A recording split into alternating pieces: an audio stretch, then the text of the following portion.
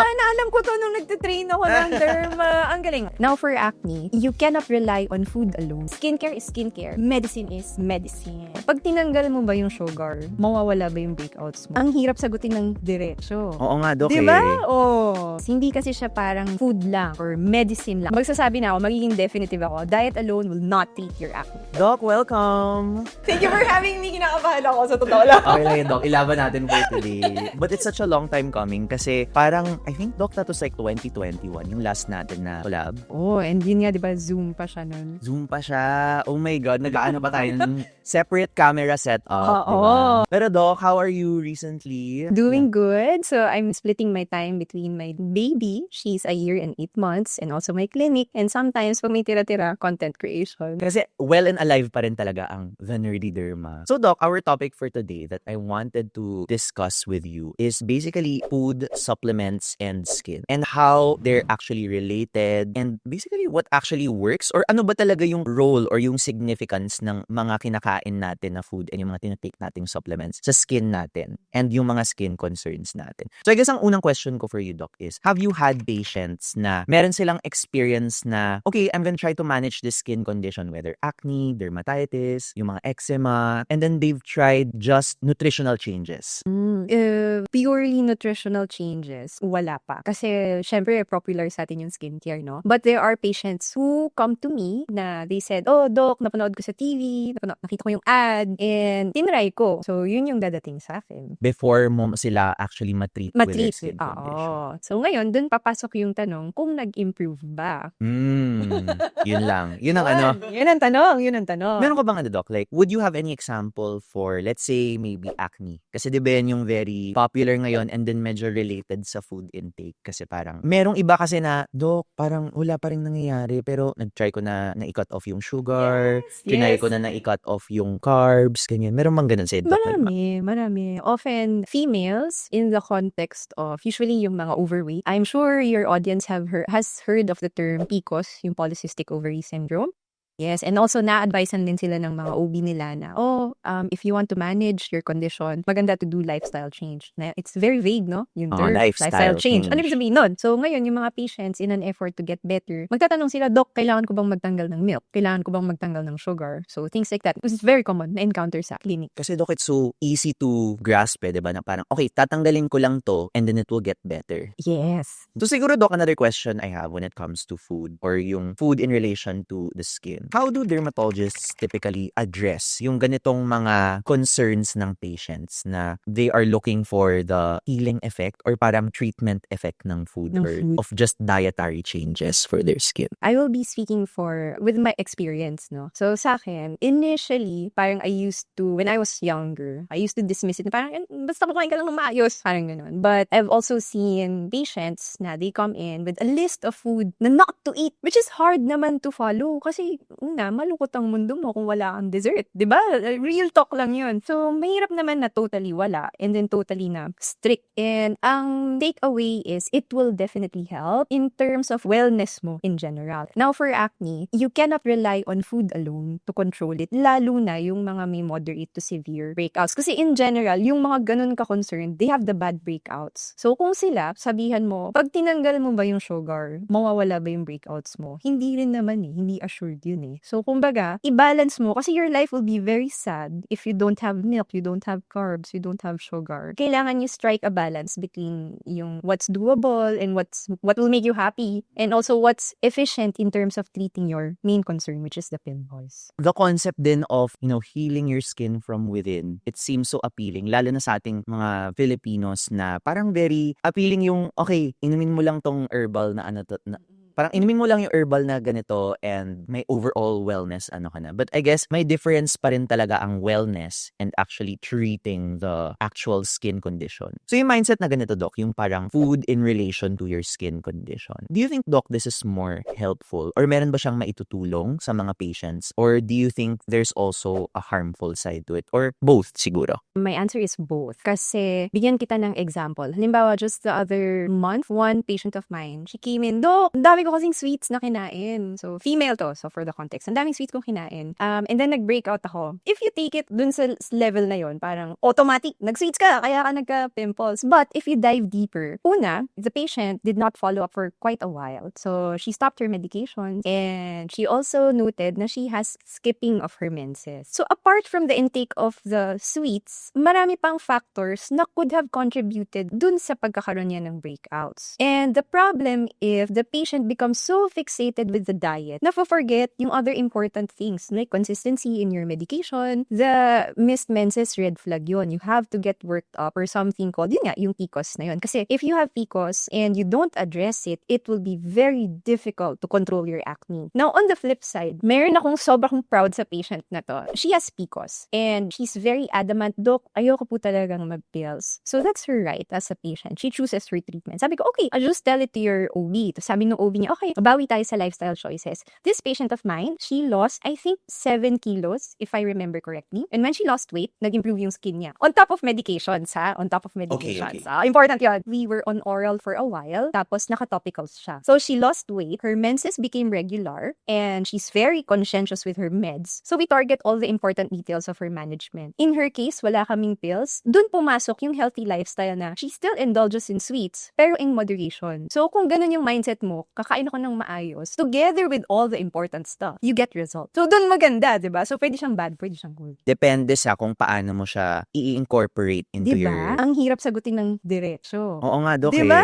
Oh. So siguro, Doc, when it comes to etong parang food and lifestyle in general, kasi food is lifestyle nga naman talaga, diba? Siguro, may harmful side siya in the sense na kapag yun lang yung ginawa mo and nag-over-rely ka dun. Yes. Keyword on over-rely. And then what I'm getting, Doc, here is kaya siyang maging helpful if you incorporate it with, as you said, all the important things like medications. Yes. Hindi kasi siya parang food lang or medicine na. Kasi I also have patients, naka-pills na, naka-isotret na, but alam nila na hindi sila masyadong okay regarding the diet side. And with them, hindi rin nagre-regular yung menses. So, parang alam nila na kulang. So, kumbaga, kailangan din yung lifestyle sa pag-improve. So, hindi lang siya parang end-all. Kumbaga, kailangan joint forces. I see. No. Oo, hindi siya pinipit against each other. Oh, I love that. Yeah. Yes. Diba? They Kailangan are team. partners talaga. Yun. Oo, yung medication and yung lifestyle. Kasi di ba meron iba, Doc? Di ba yung not even just in dermatology or in the skin. May iba parang, ay, dahil ayokong mag-take ng gamot, idadaan ko na lang sa lifestyle. Pwede rin yun. Oo. Diba? May ganun kasing mindset. Pero feeling ko, Doc, the best case scenario is both. Yes, I agree. Lalo na, gusto ko lang isingit kasi yung mga patients, if you're watching and you have yung acne mo is yung lumulubog na siya, or you have yung breakouts na very red na usually nandito sa jawline, masakit. Basta nakikita mo na siyang nagdi-dip down, yung nagsuscar, I recommend you go for a professional consult kasi those things, they can progress. Magiging true scar na siya. And it's harder to revise yung scar versus to prevent. Yes. Kung gusto mong mag-try ng lifestyle change alone, pwede pa siguro kung ang breakouts mo katulad nung kay Jan. Very minimal na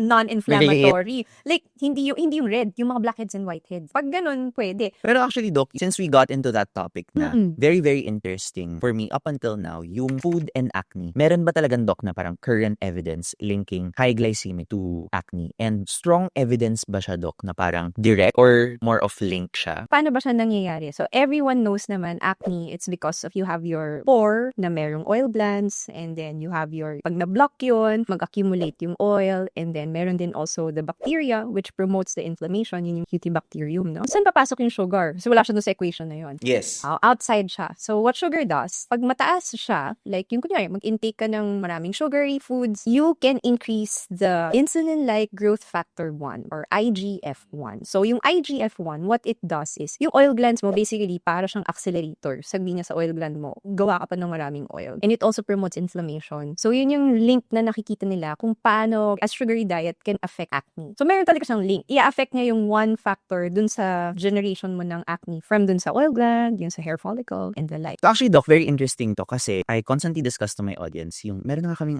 Doc, may code kami for the 4 causes of acne para maalala nila. Game. It's called OSCAR. Oscar. So, O for oil or excess oil, SC for skin cell buildup, I love it. A for acne bacteria, and then R for redness or inflammation. Ang galing. Diba, Doc? Sana alam ko to nung nagtitrain ako ng derma. Ang galing.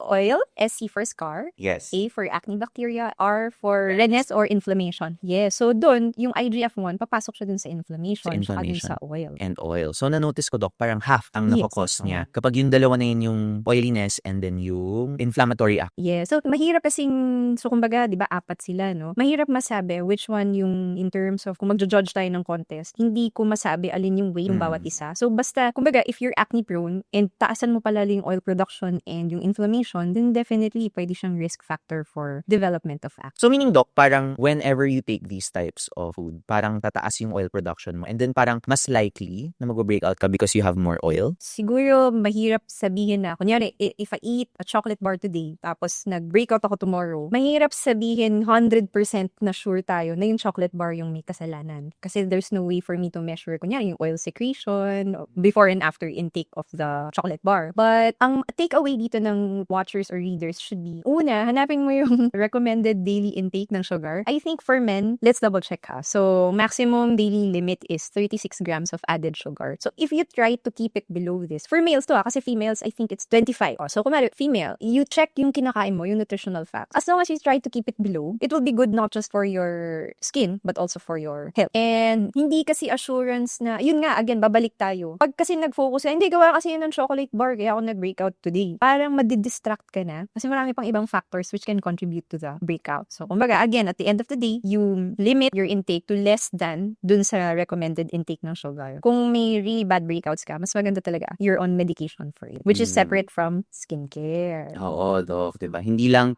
kasi pag sinabi mo, Doc, skincare, parang it's so general, anything na ipapahid mo sa skin mo. Pero, Yes. di ba, Doc, meron ding medication na pinapahid. Yes, ako. So, there's a term in dermpath where there's called yung splitters and lumpers. So, splitters mean we're very specific sa terms. Kunyari, green tomato, yellow tomato, red tomato. So, you're a splitter pag ganon. If you're a lumper, you call everything tomato. In general, I'm a lumper. So, kumbaga, the simpler the better. Except sa part na yun. I have to specify. Skincare is skincare. Medicine is medicine. Ako, Doc, parang splitter ako. Splitter ka din, ha? Splitter ka din. In general, splitter ka. Yes, feeling ko, Doc, like, I like to categorize things. I guess also because yung sa content ko, I have to do it para mas maintindihan ng audience ko. Yes. Pero Please be ginawang personality type yung splitter and lumper.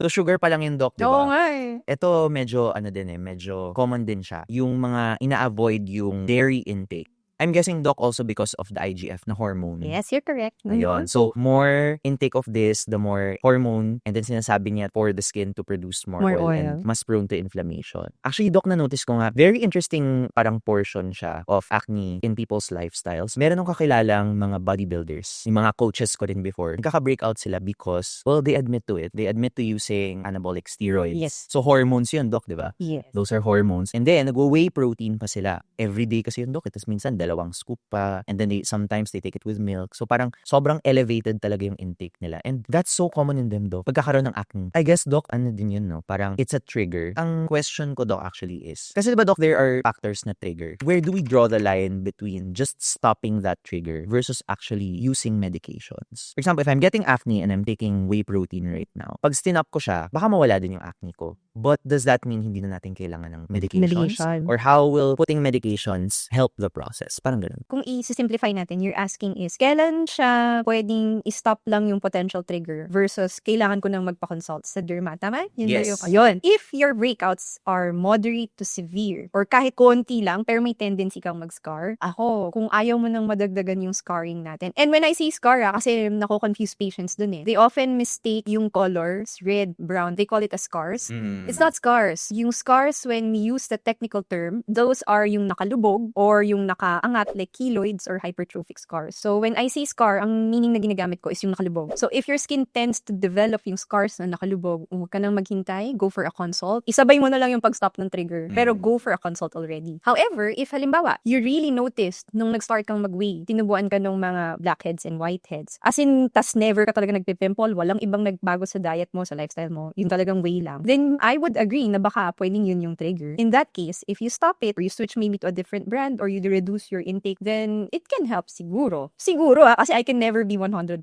sure. So yun yung tricky dun eh. So parang ano siya, Doc, kung gusto mo maging sigurista, both mo na. Yes. 'Di ba? Na parang i-stop mo na yung whey protein because it could be a trigger. But given the word nga, 'di ba, na trigger siya, meaning meron nang inaantay na ma-trigger. So it could be that someone might have underlying acne factors na nangyayari sa ilalim ng skin nila. 'Di ba? Parang maybe genetically predisposed na talaga sila to acne, and then nung nag-take sila nung whey or nung dairy, baka yun lang yung parang final step na push. Oo. Actually, given that, Doc, no, parang na-notice ko, food is just one factor Yes. out of the many factors that can cause acne. Not just lifestyle, but also physiologically, meaning yung genetics mo. Oh. Parang there's so much I know, yes. that can go into it. And parang nasisimplify siya masyado to just one factor, di ba? Slow clap. Ayun, I love that. Oversimplification kasi talaga yung problem. Kasi ang mangyayari, makikita mo sa social media, stop eating milk. And then magka-clear skin ka na Oo. agad, di ba? Ang tanong ko sa patients, how much milk do you drink every day? Let's take you for example. How much milk do you drink every day? Less than 1 glass. Less than 1 glass. If I remember correctly, yung Philippine nutrition or dietary nutrition, they recommend actually a glass to 2 glasses of milk a day. So if you don't even drink a glass, technically under drinking milk ka. It provides nutrients, it provides calcium. So if you don't take it, you're missing out on those good things as well. Parang now we get into kung reliable ba talaga ang anti-acne diet alone in treating acne. Ano sa tingin mo, Doc? Magsasabi na ako, magiging definitive ako, diet alone will not treat your acne. Ano na lang, mag-blanket statement tayo. It will not treat your Not treat for the lumpers. For the lumpers, as a lumper, ayun. Kasi nga, mahirap mag-rely sa kanya. Na-prove ko yan with the patient eh. Kasi sabi nila, Dok, nagalis ako ng sugar, tsaka milk. Ano,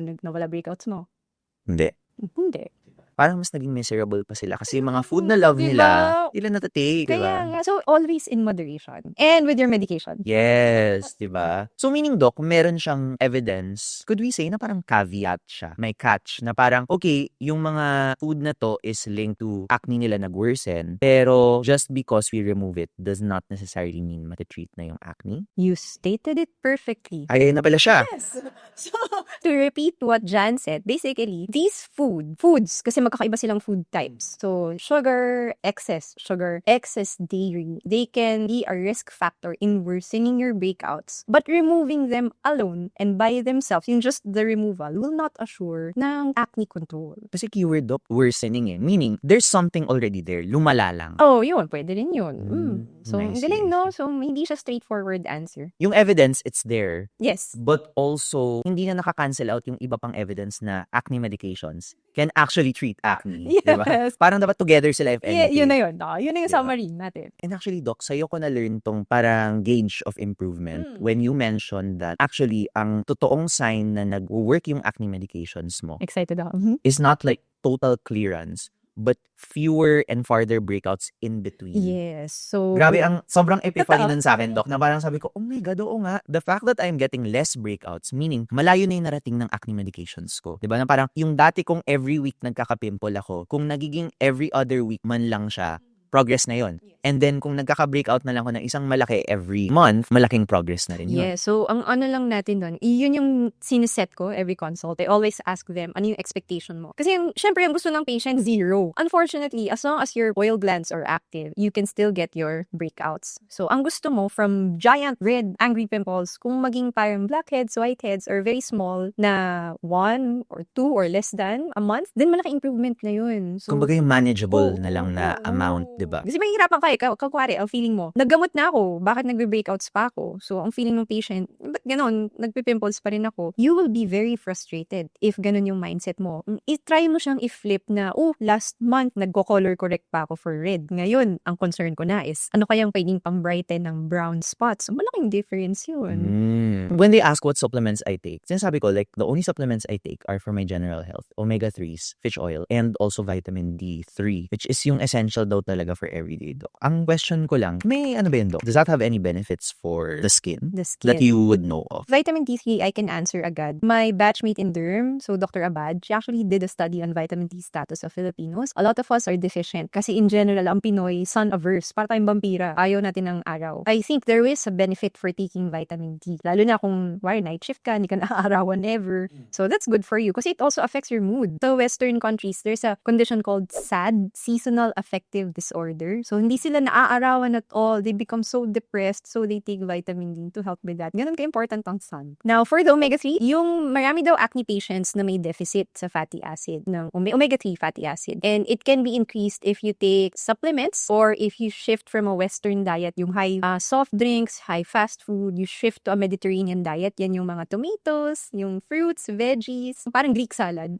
Yan. Pag ganun, nag-i-improve yung acne nila with the improved fatty acid levels. Pero ang context nito, kung may deficit ka. There is some evidence that fish oil naman, supplementation, is associated with an improvement in overall acne severity, especially for individuals with moderate to severe acne. Again, the term here is improvement. Not control. Oo. In this study, they have existing acne meds. So, ibig sabihin, yung pag-add lang nung fatty acid, hindi nila chinek yun kasi kailangan meron kang acne medication together with the fatty acid. So, again, kung may acne ka, not enough by itself. So again, we defer to the acne medications. Oo, kasi yan talaga di ba? I mean, at the end of the day, you really need to be on a personalized treatment plan for your specific acne. Kasi iba yung gamot, kung wari, blackheads, whiteheads ka lang versus kung inflamed acne type ka. So, iba yun. Kailangan mo para sa'yo talaga. Okay, the verdict on acne, yung pinaka-definite statement na makukuha talaga natin dito is relying on diet alone will not be enough to actually treat your acne, especially yung severe na talaga. And yung second na reminder ni Doc, kapag yung acne mo is yung nagsascar na talaga, and yung scar specifically yung may uka-uka ba yung Yes, yung atrophic scars, they're yung familiar with atrophic, that. yung parang lumulubog na, that is your red flag already na dalian mo na pumunta ka na sa derm. Because I feel like, Doc, just stopping the food will be too slow of Too slow progress. and will not assure you you'll get control. And you will just delay. Kasi ang favorite ko analogy dyan, if this is your skin, your red pimple, yung inflamed, it's like a bomb. And when it's inflamed, you pop it or by itself, pag-explode siya, sirain niya lahat ng collagen sa ilalim ng skin. Kasi yung collagen, it supports your skin. So if you lose this, ano mangyayari? Babagsak siya. So this process, you want to diffuse the bomb as soon as you can. And just stopping your sugar or dairy, it's not enough. It's It not will enough not to stop assure. Yes. Pag may lumulubog na, Hurry up. Oo. And then third, yung evidence behind high glycemic or yung sugary foods and also dairy intake. Merong evidence, but it shouldn't be a replacement to acne medications. Perfect. Diba, sabay? Yes, as a star student ni Doc. Perfect. In terms naman, Doc, of when it comes to the signs of aging. So, aging, number one talaga is the sun. The sun. Sun exposure. So, kasi meron kang extrinsic aging, intrinsic aging. Intrinsic means, kahit anong mangyari, mag-age talaga yung cells mo. Yun talagang natural factor of life. But, yung exposure to the sun, it will hasten yung extrinsic aging mo. So, yung pag na-expose ka, kumbaga, I'm sure na-encounter mo na yun, yung mga twins na picture. Yes. May twin na exposed sa sun versus twin na hindi exposed. Mas bata yung hindi exposed. So, sun talaga ang number one. Oh. I guess, ang immediate effect ng isip ko, pag kulang ka sa tulog or parang hindi magandang quality of sleep mo. Signs of aging siya technically, pero feeling ko, Doc, it happens even to younger people. Parang technical, yung puffy. Oh my God. Puffy yung under eyes, Doc. Kasi ako rin ganun. Feeling ko, Doc, siguro that's a more immediate effect. No? But not necessarily like signs of aging kasi it happens to younger people. Obviously, Doc, kasi you mentioned that sleep deprivation is connected to stress levels. So, stress on its own, contributor din talaga siya, Yes. especially for acne. For aging, Doc, may ano ba ang stress? Kasi Feeling diba pag ko sinabi nila meron. parang yung mga mas prone to stress, mas nagmumukha silang matanda. Pero parang more of ano yun parang story yun kasi siguro napapabayaan na nila yung sarili nila, hindi nila na-take Oo care nga, yun. no? Tapos pag stress ka, ang tendency mo, you eat fast food. So yung quality of food that you're putting into your body. So kung gusto mo mag-invest sa anti-aging, ang pinaka-affordable sunscreen. And then everything else, parang general health. Yes. Diba? Lifestyle choices mo dapat healthy. So ano ba yung mga kalaban ng skin? Actually, high sugar diet kasi yung pwede niyang i-degrade yung collagen ng skin mo. So Yun ba, Doc, yung tinatawag nilang glycation? Yun. Oo. Yung exposure sa sun, those things, yung mga exposure sa free radicals, those can age your skin. So if I were to make parang prioritization list, sunscreen, and maybe then retinol. Yes, Diba? anti-aging. So sunscreen during the morning, retinol at night. night. A skincare routine could be that simple, no? Kailangan mo moisturizer. What if ano, Doc? Retinol cream. No, retinol moisturizer. Ayan, splitter ako dyan. Splitter ka. Oo, Kasi retinol might irritate. For me, your moisturizer has to play a role as a moisturizer. Ang nangyayari kasi, well, sa experience ko to, when patients, they come in for acne treatment, tapos they're gonna use a multifunctional moisturizer, kunyari may salicylic, even niacinamide, when you add it together with your acne meds, it becomes irritating. Kasi masyado ng yung lalo na kung salicylic. Actually, kahit niacinamide, mayroong popular brand na very popular for brightening, naghahapdi siya once you start with anti-acne med. Dun papasok yung dapat, talagang moisturizer yung role niya. Kasi kung ganun, naghahap dito, hindi mo malagay yung acne meds mo, epal siya sa treatment mo, hindi mo malalagay yung acne meds, tatagal yung process mo. Actually, Doc, I used to only think about that. Parang splitter mindset. When it comes to sunscreens, di ba may mga moisturizer with SPF? Yes. Parang ang nagiging mindset ko minsan is just use sunscreen and bili ka ng separate moisturizer. Kasi, well, unang-una kung may 2-in-1 ka na product, di mo siya magagamit sa gabi. Sayang yung sunscreen. And at the same time, yung moisturizer kasi, Doc, di ba yun parang the amount that you apply is just as needed. Pero sunscreen, yes, may specific amount na you would need to put. So parang baka may risk of under-applying or over-moisturizing. O na nagiging greasy ka Nagiging after or greasy na. heavy. Oh, that's a good point, no? So parang Naisip yun. maganda nga yung splitter. Di ba? A splitter lumper. mindset. Oh. Although, sometimes, I ask patients sometimes na if they feel na the moisturizer is too heavy, that they can get a moisturizing sunscreen. In that way, I sometimes lump. Ay, pero gets ko yun, Doc. Kasi merong mga moisturizing sunscreens na even if you use 2 finger lengths, it's as if 2-in-1 na siya. Actually, Doc, parang iba pa nga to eh. For me, sobrang splitter ako nito kasi sunscreen with hydrating properties, check. Or sunscreen with moisturizing properties, check. Check. Pero moisturizer with sunscreen, iba yan for me, Doc eh. Kasi moisturizer with sunscreen is primarily a moisturizer. So, dinamihan niya yung moisturizing ingredients. Pero, a sunscreen with a moisturizer is primarily a sunscreen. Dinagdagan lang niya ng konting Moisturizer. hydration. Yes, Diba, yes. Oh, that's a good Splitter, ano na naman tayo? Splitter mindset. Ang napansin ko, pag gumamit sila ng moisturizer na may SPF, together with their acne medications, mahapde. Mahapde. Mhm. And siguro ito na lang, Doc, last, because we are in your presence, we also would want to get, syempre, advice from a dermatologist. Especially for people na they've tried everything lifestyle-wise. Not just for their acne, pero siguro other skin conditions like dark under eyes, trinay na nilang matulog, trinay na nilang i-avoid yung sugar, trinay na nila i-avoid yung stress, but life happened. Mahirap Alam mo mag-avoid yun? ng stress. Mhm. So, what would be your advice for people who have skin conditions but are trying their best to target it with their lifestyle pero to no avail? Parang hirap pa rin sila matarget yung skin condition nila na yun. You need professional help na. So, the good thing is, you can find a derma talaga. Kailangan kasi vibes kayo eh. Pag hindi kayo vibes, it's your right as a patient to transfer. Parang you get second, third opinion if kailangan. But at the same time, you have to be patient. So, acne topic natin. In general, at 1 month, you see changes. It can be improvement, it can be worsening. At the second month, yan, may improvement na yan. Pero patience ang kailangan mo kasi it will not happen talaga overnight. So, kasi kung yun yung gusto mo, filter ang sagot doon. Filter. Oo. Instant. Hindi natin kaya yun. And okay, nag-clear ka na, 6-month mark. Hindi natatapos yun doon. That's a very common misconception. So, for my patients, after they get acne control, we come in for reassessment regularly kasi I have to monitor your skin if your acne is still controlled. Kung may mga lumulusot-lusot, kailangan kong mag-modify ng routine. So, yun yung sinabi mo kanina na, hindi lang pala yun yung treatment plan. Meron pa palang pwedeng modification after. So, kung hindi na gumagana yung lifestyle change, save your time, save your money, save your effort, come in for a consult na with your friendly neighborhood dermatologist. Ako talaga, Doc, very comforting idea siya kasi you can try so many things for your lifestyle until you realize na parang, hala, supporting role lang pala to. Pero hindi ko pa tinatake yung gold standard, yung napakaraming evidence na nag-work siya on so many people. Kasi pag tiniisip natin evidence, parang, ay, puro research,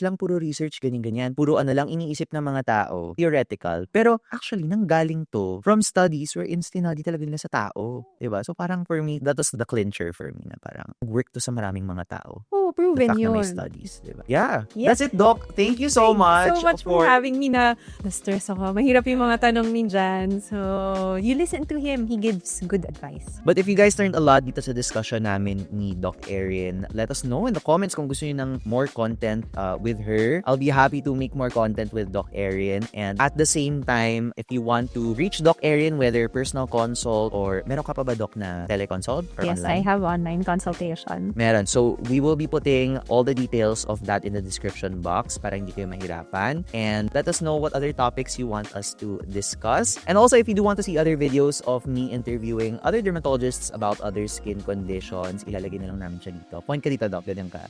Ayan, ilalagay namin siya dito. And yeah, thank you so much for watching and we will see you in our next video. Bye!